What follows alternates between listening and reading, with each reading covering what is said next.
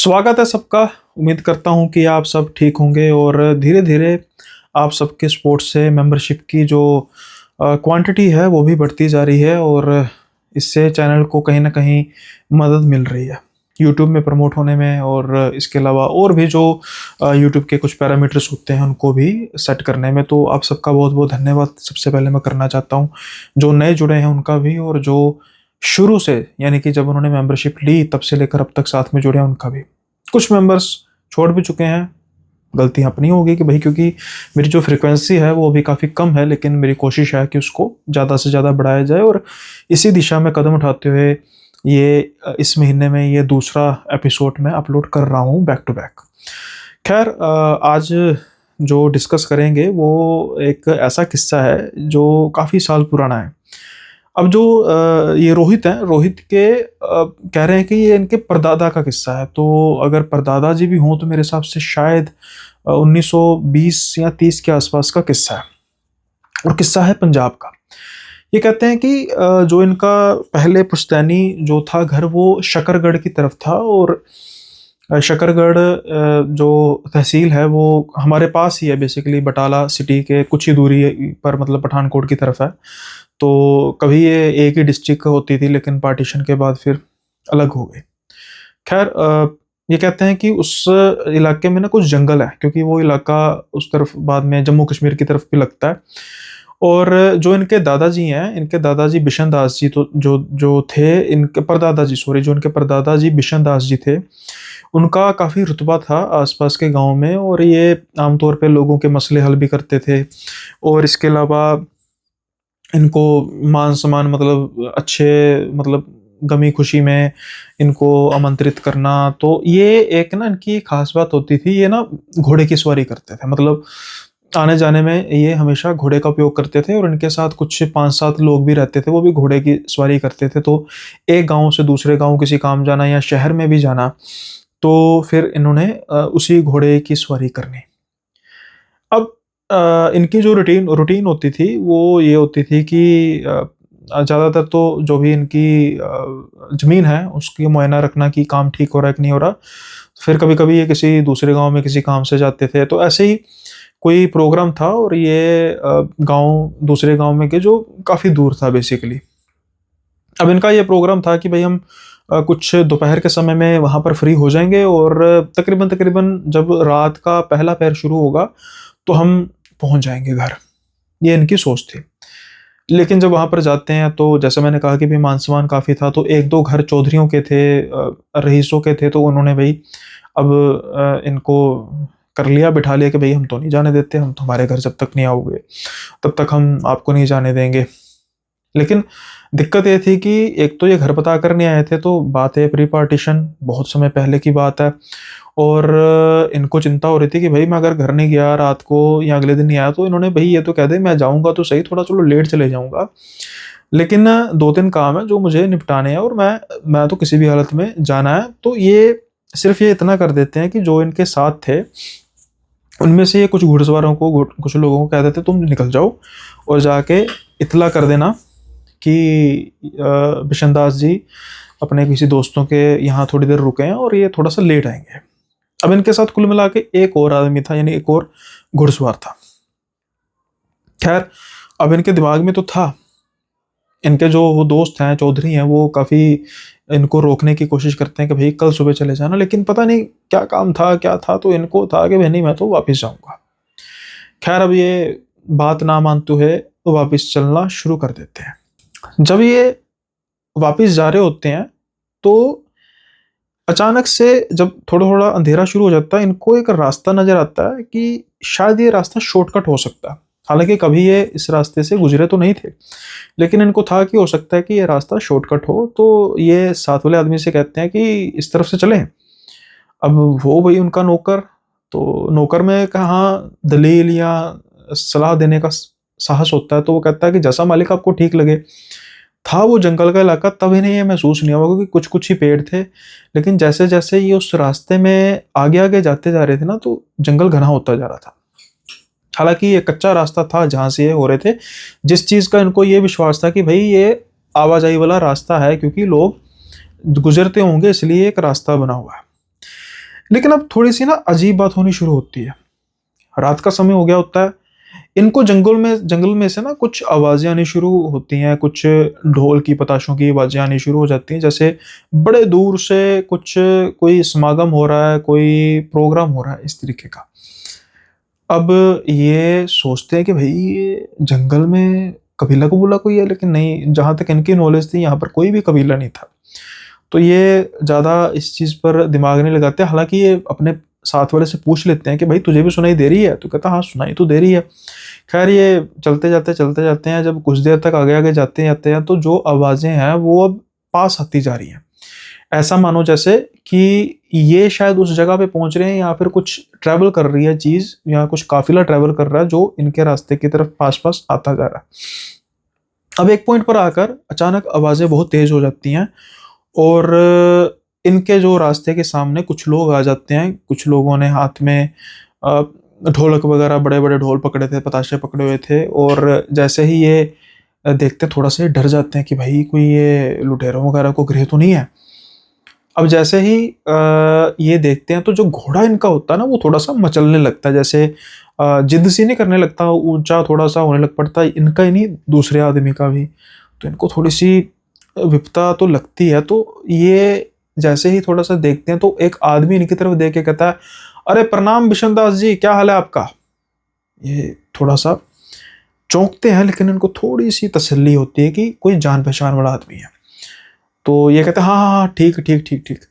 तो अब क्या होता है कि वो आदमी ना आगे आता है, तो अचानक से जो घोड़ा फिर से वो मचल जाता है। तो फिर आदमी थोड़ा-सा डर के पीछे हो जाता है। वो आदमी इनको दूरी से कहता है कि बिशन दास जी, वो आप हमारे हमारे समारोह में आइए ना, यहाँ से हमारे बेटे की बारात जानी है, तो उसी के हम समागम कर रहे हैं, तो आप आ जाइए। अब बिशन दास जी कहते हैं कि मैं ज़रूर आता, पर अभी मैं बहुत लेट हो गया हूँ, तो मैंने घर बड़ा ज़रूरी काम से पहुँचना है, तो आप ऐसा कीजिए, मैं फिर आपको किसी दिन बधाई देने आ जाऊँगा, आप बता दीजिए आपका कौन-सा गाँव है? तो वो कहते हैं हम तो इसी जंगलों में रहते हैं। अब ये सुन के बिशन दास जी को अजीब लगता है, भाई जंगलों में तो मैंने तो नहीं सुना कि जंगलों में भी कोई कबीला वगैरह रहता है। खैर बिशन दास जी ज़्यादा कुछ बोलते नहीं हैं, और वो कहते हैं कि ठीक है, कोई बात नहीं, मैं पक्का आ जाऊँगा, बाद में आ जाऊँगा। लेकिन वो अब ना ज़िद करने लग पड़ते हैं, और ज़िद करते हैं, बार-बार कहते हैं कि नहीं-नहीं, आपको आना ही पड़ेगा, आपको आना ही पड़ेगा। आप उतरिए ना, घोड़े से उतरिए, आप उतरिए, आप थक गए होंगे, सफ़र करके थक गए होंगे। तो ये कहते हैं कि नहीं, नहीं, नहीं, ऐसा कुछ नहीं है, मैंने आपको कह दिया ना। ये मतलब बड़े ही शांत स्वभाव के आदमी थे, ऐसा नहीं है कि गुस्से वाले थे। तो ये बार-बार उनको कहते जा रहे थे। जो दूसरा आदमी था वो थोड़ा-सा पहले एक बार गुस्से में थोड़ी-सी इनके साथ बात करता है कि अरे आपको कह दिया ना कि नहीं। तो फिर ये उनको भी समझाते हैं, कोई बात नहीं, भाई खुशी का मौका है, भाई वो सम्मान दे रहे हैं, मान-सम्मान में ये मुझे कह रहे हैं। तो ये बातें ना कुछ समय तक चलती रहती हैं, 15-20 मिनट तक मनाने की जो सिलसिला मनाने मनाने का वो चलता रहता है। लेकिन बिशन दास जी मानते नहीं हैं। उस दौरान बिशन दास जी ये थोड़ा-थोड़ा नोटिस कर रहे थे कि जैसे ही वो आदमी जब पास आने लगता है ना, तो जो घोड़ा है वो मचलने लगता है, तो वो डर के थोड़ा-सा पीछे हो जाता है। एक नेचुरल फिनोमेना हो सकता है कि भई कहीं टाँग ना मार दे घोड़ा, तो इसलिए वो आदमी डर रहा है, और घोड़ा इसलिए मचल रहा है कि वो उसको जानता नहीं है। लेकिन अब जब बात ना बनती देख के, तो वो आदमी कहता है ठीक है, फिर आपको आना होगा, ज़रूर आना होगा। तो कहते हैं हाँ, मैं ज़रूर आऊँगा, आपसे वादा रहा, आप बता दीजिए कि मतलब कहाँ पर है आपका जो भी रहन-सहन। तो ये कहते हैं हमने कहा इसी जंगलों में, ये जहाँ पर आप खड़े हैं ना, बस अपने बिल्कुल बाएँ ओर आप आगे बढ़ते जाएँगे, तो हमारा आपको डेरा नज़र आ जाएगा। ये सोचते हैं कि भाई ठीक है, अच्छी बात है। तो ये थोड़ा-सा ना मार्किंग कर लेते हैं, मतलब आस-पास के पेड़ों का हिसाब, वो थोड़ा-सा ऐसा रास्ता था जैसे कच्चा चौराहा था। कुछ छोटा-सा रास्ता इधर तरफ जा रहा था, छोटा-सा रास्ता इस तरफ भी जा रहा था, जहाँ से आ रहे थे आगे भी जा रहा था। तो ये मार्किंग कर लेते हैं और उतरते नहीं हैं घोड़े से। अब कहता है कि चलो ठीक है बिशन जी, अगर आप हमारी बात नहीं मान रहे, तो आप फिर एक चीज़ के लिए मना मत कीजिए। अब ये सोचते हैं कि भाई क्या कहने लगा? तो कहते हैं बिशन जी मिठाई लीजिए, मिठाई तो लेते जाइए। अब बिशन दास जी कहते हैं चलो ठीक है, घर जाके खा लेंगे बच्चे। तो कहते ठीक है जी, आप इतने प्यार से कह रहे हैं तो आप मिठाई दे दीजिए।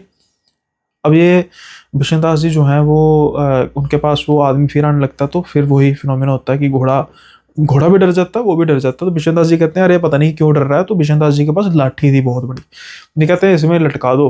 वो जो भी थैला था वो उसमें लटकाते हैं, बिशनदास जी अपने पास रखते हैं, टांगते हैं और राम राम कह के आगे चल देते हैं। कुछ समय बाद उनकी फिर से वही आवाज आने लग पड़ती है और वही ढोल पताशों की आवाज आने लग पड़ती है। धीरे धीरे फिर वो आवाज धीमी पड़ती है और फिर उसके बाद खत्म हो जाती है। बिशनदास जी भी शुक्र मनाते हैं कि भाई हमें पता नहीं क्या था सिस्टम।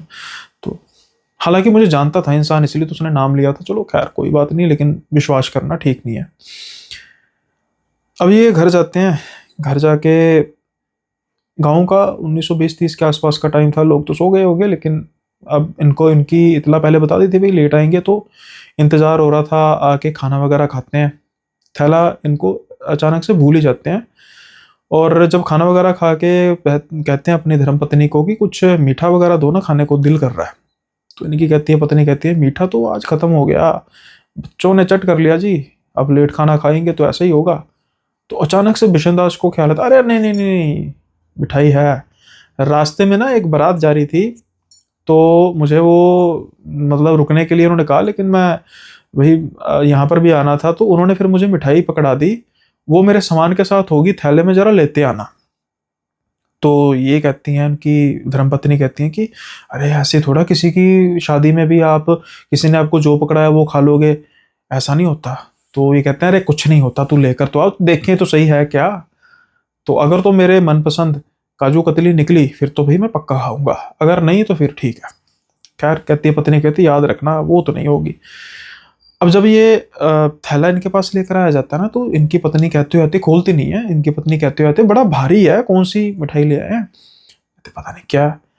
अब जब ये थैले को खोलते हैं तो उसमें मिठाई नहीं होती, उसमें होती हैं सोने की ईंटें, खालस सोने की ईंटें। अब ये दोनों एक दूसरे का चेहरा देख रहे थे, शक्ल देख रहे थे कि ये क्या है, अरे उसने मिठाई दी कि ये सोना दे दिया, हमें गलती से तो नहीं दे दिया।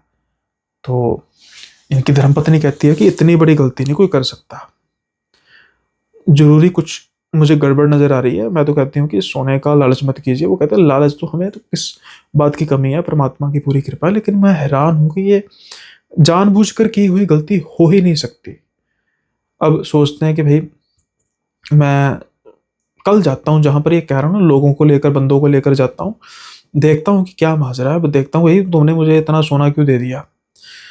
अब ये सुबह होने का इंतजार करते हैं, सुबह होते ही ये बंदे अपने 10-12 इकट्ठे करते हैं और उनको कहते हैं चलो साथ में। जैसे मैंने कहा कि एक तरह की उनकी मार्किंग की हुई थी, उस मार्किंग से फिर वो अब पहले तो वो इनके बाईं ओर था, अब इनकी जाते हुए तो दाईं ओर हो गया, दाईं ओर ये जाते जाते जाते जाते हैं, इनको कुछ नजर नहीं आता, बिल्कुल उजाड़ वही जंगल भी यहाँ वहाँ। लेकिन एक पॉइंट पर आकर ना इनको ऐसा महसूस होता है कि कुछ जो उबड़ खाबड़ जमीन है, कुछ अलग ही जमीन है, जंगल से मेल नहीं खा रही। तो इनको लगता है कि ये जगह इतनी अजीब क्यों है। तो अब ये सोचते हैं कि आगे जाएं, ये कुछ बंदों को आगे जाते हैं, भेज देते हैं और खुद यहीं पे रहते हैं। काफी देर बाद बंदे वापस आते हैं, कहते हैं भी आगे तो कोई गांव नहीं है, कोई कबीला नहीं है, कोई भी डेरा वगैरह नहीं है। तो अब ना इनके दिमाग में माथे में कुछ खनकता है। ये कहते हैं हम कल फिर आएंगे, ये जगह की मार्किंग कर लो, यहाँ पर हम खुदाई करेंगे। खैर चलो, नौकरों ने तो बात माननी थी। अगले दिन जब आकर खुदाई करते हैं तो वहां पर कंकालों का ढेर निकलता है, कुछ साजो सामान छोटा मोटा निकलता है, घोड़े के कंकाल निकलते हैं, कुछ म्यूजिकल इंस्ट्रूमेंट्स निकलते हैं, खासतौर पर ढोलक, बड़ा ढोलक, पताशा वगैरह, जो इस बात की गवाही दे रहा था कि शायद आज से कई साल पहले इस तरफ से कोई बारात निकल रही थी, तो उस बारात की शायद लूटपाट हुई, लुटेरों ने उस बारात को, उन लोगों को मारकर यहीं पर दफना दिया और चल दिया। तो फिर क्या वो बारात जो उन्होंने 2 दिन पहले देखी, क्या वो प्रेतों की बारात थी? और अगर प्रेतों की बारात थी भी तो बिशनदास जी को उन्होंने वो सोना क्यों दिया? क्या कारण था? इसके बारे में बिशन दास जी को कुछ पता नहीं था।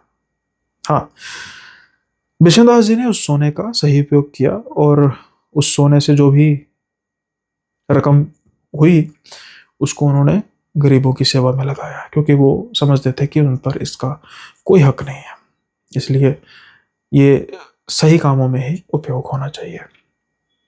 बिशन दास जी उस रास्ते से कभी दोबारा नहीं गुजरे। डर था, क्या था, लेकिन कभी उस रास्ते से गुजरे नहीं। लेकिन हाँ, ये बात कुछ सालों तक उस एरिया के आसपास चर्चा का विषय जरूर बनी रही। उम्मीद करता हूँ किस्सा आपको पसंद आया होगा। लाइक कर दीजिएगा। अगर कोई ऐसा मेंबर बना है, नया मेंबर बना है, जिसने मेंबरशिप तो ले ली है क्यूरियोसिटी में, लेकिन अभी तक सब्सक्राइब नहीं किया, तो वो भी कर दीजिएगा। कमेंट यार जरूर करो, इसमें भी लाइक करना होता है, हाइप भी करना होता है। हाइप करोगे तो ये जो वीडियो है और आगे की तरफ जाएगी, तो फिर अगर लोगों को पसंद आएगा तो मेंबरशिप का प्लान लेंगे।